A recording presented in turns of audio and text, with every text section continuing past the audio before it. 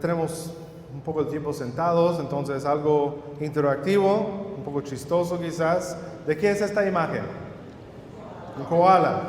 Bueno, cuenta una maestra de escuela dominical australiana que en una clase de escuela dominical mostró una imagen como esta y les preguntó a los niños, ¿de qué ven en esta hoja? ¿Qué es lo que miran en esta imagen?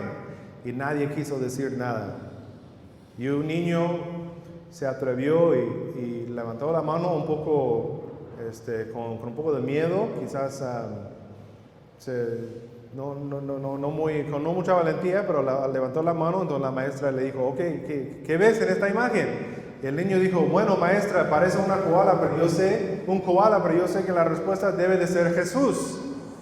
Porque siempre es la respuesta correcta en la escuela dominical, ¿no? Pero nos preguntamos, ¿cómo ves a Jesús en esta imagen? Muchas veces, mis hermanos, nosotros solemos ser como el niño que al ver esta imagen sabe que la respuesta debe de ser Jesús porque está en la escuela dominical. Sabemos que la respuesta debe de ser Jesús, pero solo podemos ver un koala en el texto que estamos estudiando. Por otro lado, a veces nos preguntamos si realmente podemos o debemos de predicar a Cristo desde un texto donde Él no se menciona. Pero bien se ha dicho que cada historia susurra su nombre. Por eso queremos entrar ahora a una sección teórico, pero muy práctico, pensando sobre el argumento. ¿Por qué? Quiero defender esto que he dicho, que debemos de predicar a Cristo no solamente del Nuevo Testamento, no solamente de los Evangelios según Mateo, Marcos, Lucas y Juan, sino desde cada historia de toda la Biblia. ¿Por qué debemos de predicar a Cristo?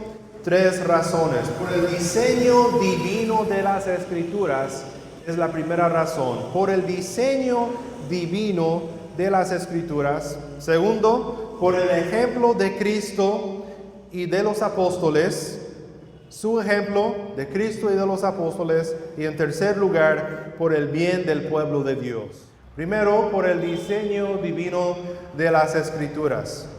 La Biblia fue escrito por un solo autor divino. Amén. ¿Qué miran en esta imagen? Es un poco chiquito, ya sé, aunque es pantalla grande, pero es una esquemática para un carro. Vemos varias piezas de un carro. En este caso, este carro muestra un juego eléctrico. Ves donde describiendo al mecánico qué hace cada pieza, pero también es esto. Lo que ves a la izquierda es realmente un carro.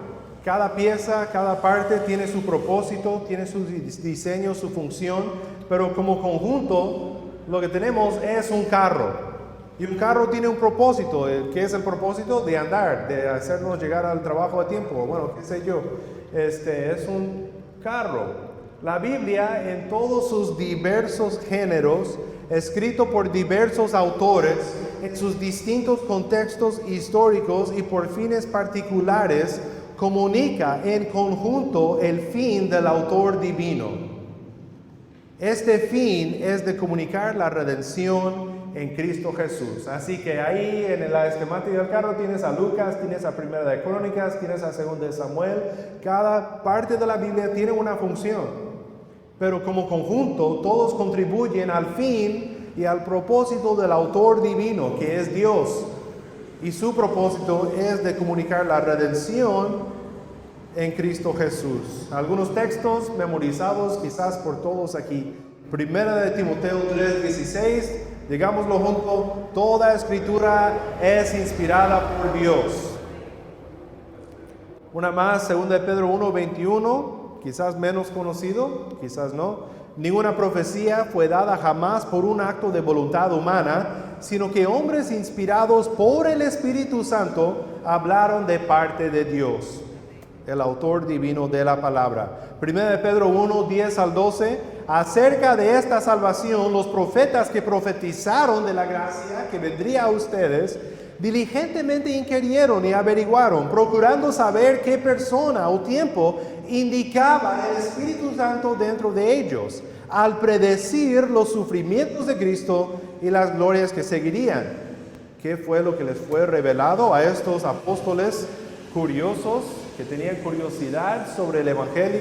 A ellos les fue revelado que no se servían a sí mismos, sino a ustedes, a nosotros, en estas cosas que ahora les han sido anunciadas mediante los que les predicaron el Evangelio por el Espíritu Santo. ¿Oyeron eso? Los profetas profetizaron por el Espíritu Santo, y los que predicaron el Evangelio predicaron por el mismo, por el Espíritu Santo enviado del cielo, cosas a las cuales los ángeles anhelan mirar. Quizás la descripción más hermosa del Evangelio, de la gracia de Dios en toda la palabra. Las cosas a las cuales los ángeles anhelan mirar. Esta es una imagen muy oscura por cuestión de la luz que hay aquí, pero es una familia, unos amigos míos, que están toda la familia parada dentro de un árbol grandísimo, un árbol secoya que tú no le puedes abrazar, es grandísimo, son unos árboles que tenemos en California, en el norte, pero esta es una foto del bosque, también un poco oscuro, pero imagínate la diferencia, esta familia parada en un solo árbol, pero aquí tenemos todo el bosque. Lo que sucede es que estos profetas, los profetas que Pedro menciona, se perdían el bosque por los árboles. Es decir, miraron al árbol frente a sus narices, la revelación que Dios les dio a comunicar al pueblo y dijeron, ¿qué significa esto? ¿Por qué Dios quiere que yo les diga esta cosa? ¿Qué significa? ¿Para qué propósito es? Pero lo que se olvidaron del bosque, de la vista amplia de todo lo que Dios quería hacer por medio de su ministerio. Lo que escribían en un contexto angosto y local contribuía y tenía un fin amplio y global según el propósito del autor divino. Es decir, como predicadores, como maestros de la palabra de Dios, como estudiantes de la palabra, debemos de ser tanto botánicos como también cartógrafos. Tenemos que estudiar los detalles del texto frente a nosotros, pero también nunca olvidarnos de lo que la Biblia dice en su totalidad, la historia que nos cuenta, el fin de toda la palabra que culmina en Cristo Jesús. Entonces, por el diseño divino de las Escrituras, predicamos a Cristo, porque la Biblia fue escrita por un solo autor divino. Como tal, entonces, como resultado, la Biblia fue escrita como una sola historia. Un solo autor, una sola historia. Lo que les quiero dar ahora son unos contornos de la historia. Estos son lentes que nos ayudan a ver a la historia. Tenemos aquí, quizás sin explicarlo, pueden ver un poco el desarrollo de la historia de la redención en la palabra, pero tenemos a la creación del mundo, tenemos la caída, por eso tenemos ahí un símbolo del juicio, tenemos a Cristo con la cruz, también una cruz médica que nos sana, ¿verdad? Por sus heridas somos sanados. Tenemos la consumación, cuando Cristo por fin reina por sobre todas las cosas, no solamente desde lo alto, pero en nuestra presencia y nosotros en su presencia, en su eterno reino. Ahorita regresamos a lo de abajo, pero primero lo que quiero que veas es que ese es un lente por el cual podemos observar la historia de Cristo en toda la Biblia.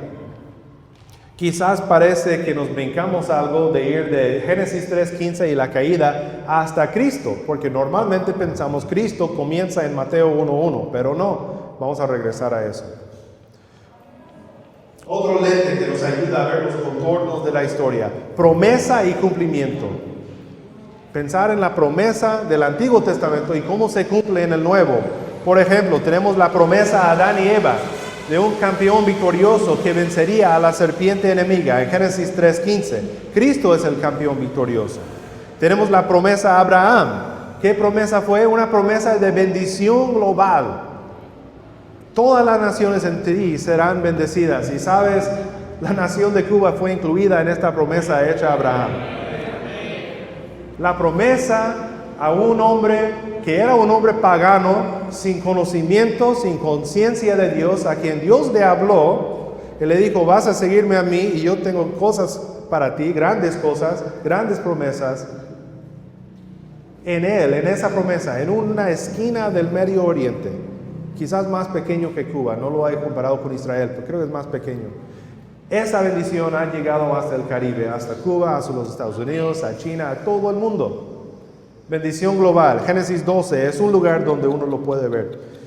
Promesa a David. ¿Qué fue la promesa a David? Que fue cumplido en Cristo. El reino eterno, ¿verdad? Si ves el desarrollo, primero tienes una promesa muy oscura, muy poca clara. Habrá alguien que vendrá a aplastar la cabeza de una serpiente. Miren, no nos ayuda mucho eso, pero gracias porque nos da esperanza. Luego sigue promesa a Abraham, bendición global. Ahí empieza a desarrollar esta idea de un linaje que conduciría a Cristo. Luego toma más forma aún la promesa de un campeón que aplastaría la cabeza de la serpiente, a la bendición global por medio del linaje de Abraham. Ahora por el linaje de David tenemos ahora definido el reino. ¿Qué será el reino eterno? Y es Cristo el que se sentará sobre el trono de su padre David. Fue lo que Pedro predicó en el primer sermón cristiano después de la resurrección y de la ascensión de Cristo. 2 Samuel 7. También tenemos una promesa hecha a Israel de un mejor pacto, un pacto mejor. Jeremías 31, ¿verdad? Porque Sinaí les explicó una sola cosa. Había gracia, pero lo principal con Sinaí fue esto. Debes de obedecer a Dios, no puedes obedecer a Dios, y Sinaí te aplastará porque eres desobediente. Había gracia, se miraba la gracia en los sacrificios del Antiguo Testamento, en todo el diseño de la adoración del Antiguo Testamento. Todo esto apuntaba hacia Cristo, pero el pacto hecho con Israel, aunque comunicaba gracia, era una gracia severa, era una gracia en decirles al pueblo, no lo pueden hacer. Pero viene un mejor pacto. Dios habla por medio del profeta Jeremías que Él establecerá un pacto que es nuevo y que pondrá la ley en los mismos corazones del pueblo para hacer su obra. Bueno, todo esto fue desarrollado y por lo largo del Antiguo Testamento y cumplido en Cristo.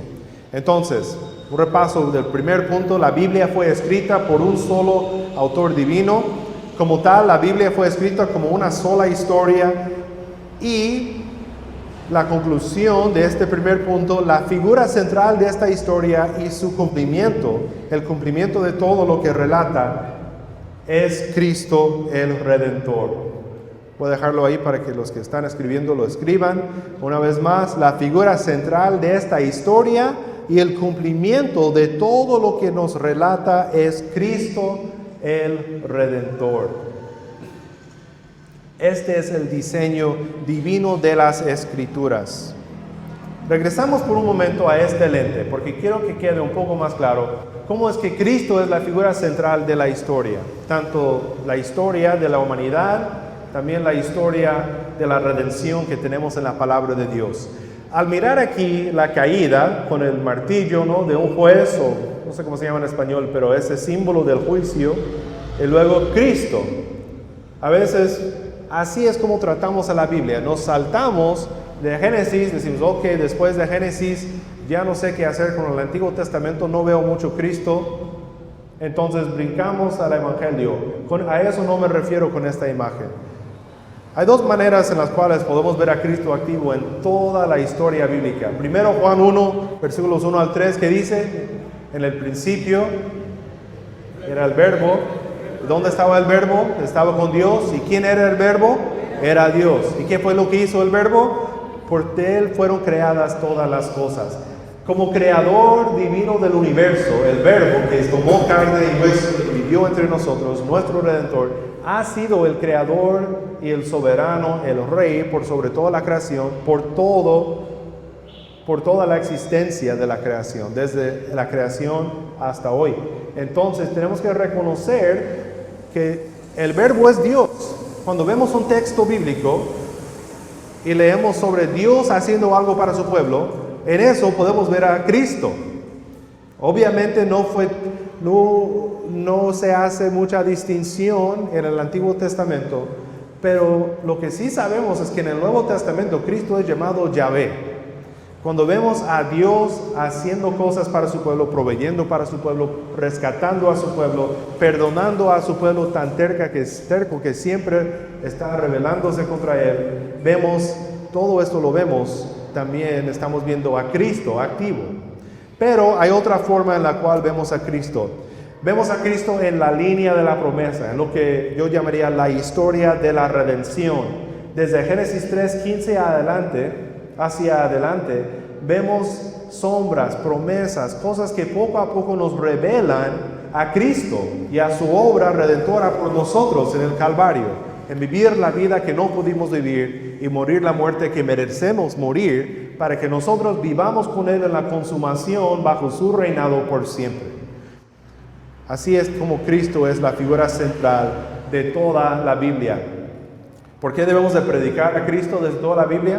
Por el diseño divino de las Escrituras, por el ejemplo también de Cristo y de los apóstoles. Vamos a pasar a este segundo punto. Aquí será interesante ver algo que Cristo hizo en Juan 6. Si quieren buscar en sus Biblias, miren con Biblia, Juan capítulo 6. En Juan 6 encontramos un sermón predicado por Jesucristo. Y Juan 6 es muy interesante en este aspecto. En Juan 6 miramos que Cristo modela la predicación cristocéntrica. ¿Qué es lo que Cristo hace aquí? Da el discurso del pan de vida. Y aquí Cristo modela lo que es predicar a Cristo. Si Cristo lo hace, si Cristo nos dio el ejemplo de hacerlo, ¿cómo no lo haremos nosotros? Lo que hace Cristo en este sermón es lo siguiente.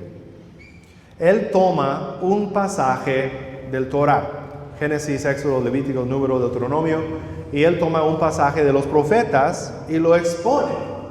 Esta manera de predicar la palabra fue el formato de costumbre en las sinagogas.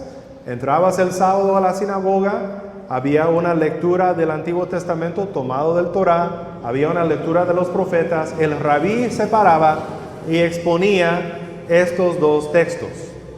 Lo que Cristo hace aquí no es simplemente hablar verdades. Muchas veces cuando leemos a Cristo y a lo que los evangelios nos cuentan sobre Cristo, lo que pensamos que vemos es simplemente Cristo comunicando verdades, ¿no? Y tomamos cuenta de la verdad que nos comunica y lo entendemos, lo interpretamos. Pero bueno, aquí notamos algo que quizás a primera vista no lo notemos. Y es que Cristo no solamente está hablando verdades, está predicando un sermón, tal como ellos lo hubieran reconocido. El punto aquí es que Cristo predica formalmente un sermón. El punto del sermón de Cristo, si recuerdan, en el contexto de la alimentación de los 5,000, esas personas le siguen a Cristo buscando otro milagro. Jesús les dice, bueno, lo que pasa con ustedes es que todavía tienen hambre de pan. No se llenaron con el pan y vienen conmigo. Solo quieren verme hacer otro show, quieren verme hacer otra cosa maravillosa. Pero el punto es que lo más maravilloso está parado frente a ellos. Él toma un pasaje de Éxodo, toma un pasaje de Isaías y les dice, ¿recuerdan el maná que su padre les dio en el desierto? Yo soy el maná. Yo soy el pan que descendió del cielo. Yo soy ese pan. El maná en el desierto y la alimentación de los 5,000 apunta a Cristo, quien es el pan de vida. Entonces, la predicación o la interpretación cristocéntrica que Cristo mismo hace en este sermón ejemplar sirve como guía para todos los predicadores cristianos, desde Pedro y Pablo hasta nosotros aquí en este lugar hoy.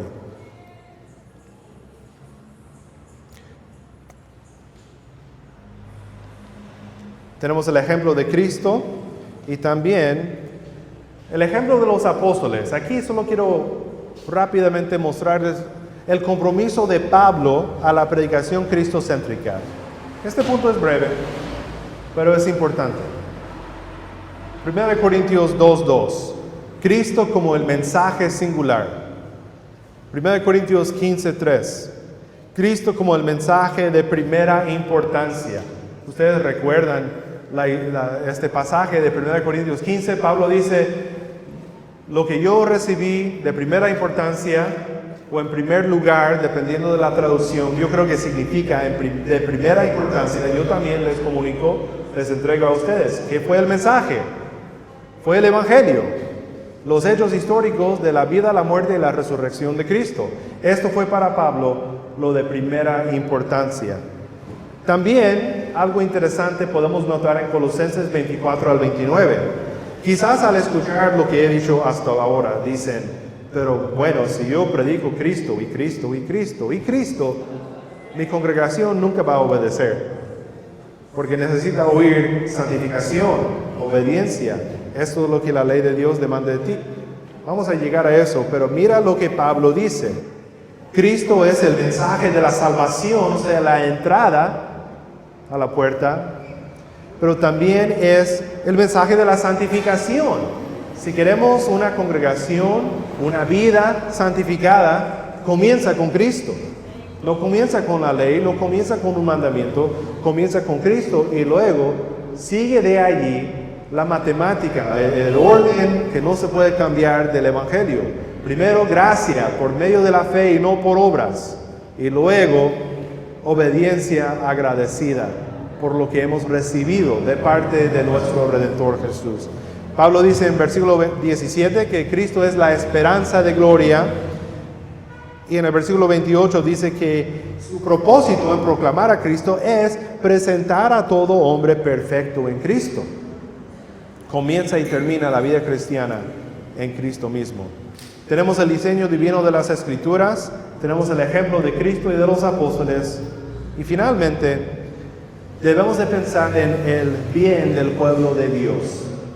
Esto no es teórico, esto no no, lo que menos quiero es que este tiempo que pasamos juntos sea una discusión, una plática sobre doctrinas muy esotéricas que no tienen nada que ver con lo que nosotros hacemos día tras día en el ministerio. Nosotros nos dedicamos al estudio de la palabra de Cristo y a métodos como estos por el bien del pueblo de Dios. Amén. Y debemos predicar a Cristo, porque predicar a Cristo es la única manera de buscar el bien del pueblo de Dios. Debemos de ubicarnos en la historia o encontrarnos en la historia. La gran historia de la Biblia trata de Jesús y como tal trata con su pueblo. Ahorita veremos en una próxima sesión cómo unimos la palabra al pueblo de Dios. Pero la gran historia de la Biblia trata de Jesús y como tal trata con su pueblo. Entonces, solo ubicándonos en la historia que la Biblia cuenta, la cual es la historia de Cristo el Redentor, podremos aprender a encontrarnos en la palabra, encontrar a la congregación en la palabra y ver lo que Cristo requiere de nosotros y lo que también provee para nosotros. Bien, ubicándonos en la historia. Cristo es el creador sobre toda la creación. Es el juez sobre el hombre condenado. Es el Salvador que murió por nosotros en el Calvario y es Rey. Es Rey y será Rey eterno. ¿Dónde estamos nosotros entonces en la historia? ¿Cómo vemos en la gran historia de la Biblia a la persona que tenemos sentado frente a nosotros en la banca aquel domingo en la iglesia, que vino a recibir un mensaje de gracia, a un mensaje único, un mensaje que no encontrará en otro lugar? Comunicamos la verdad de que esta persona es criatura bajo el soberano creador del universo. Predicamos que esta persona es una persona condenada por sus pecados y que Cristo es el divino juez que Dios ha escogido para juzgar al mundo del pecado, dijo Pablo en Hechos 17.